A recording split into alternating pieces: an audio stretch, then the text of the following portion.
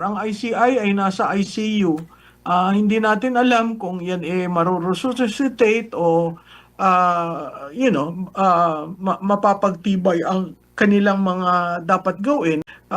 Siya ang naglunsad nitong anti-corruption drive niya. Siya ang hindi inayos ang secretariat ng ICI. Siya ngayon ang sunod-sunod na pagre-resign nitong mga na talaga, anong gagawin mo ngayon sa ICI? I-abolish mo ba? I-dissolve mo ba? Kung i-dissolve mo, kailangan yung panukalang batas sa Kongreso calling for a more stronger organization, institution, should be passed.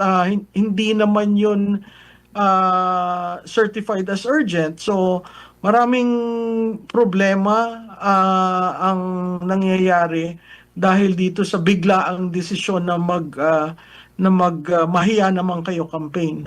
Sa Senate Blue Ribbon, nakita naman natin nagsimula talagang maanghang nung nag-take over si Senator Ping Lacson, na iba ang direksyon, no?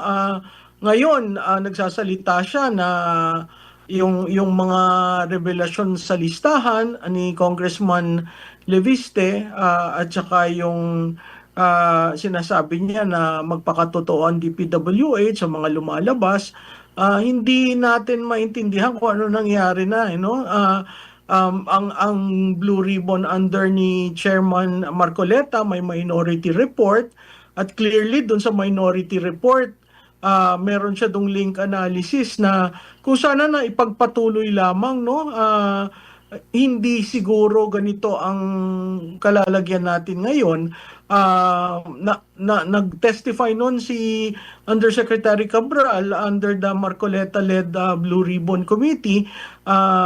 Si Gutesa nag-testify doon, yung bigla ang at abrupt na pagpapalit ng liderato ng Senado created a totally new push, at naiba talaga yung direksyon sa Blue Ribbon. So, saan tayo kakapit? Dahil sinabi rin ni Senator Ping Lacson, tapos na yung kanyang paghihiring at mukhang wala na siyang makukuhang mga witnesses.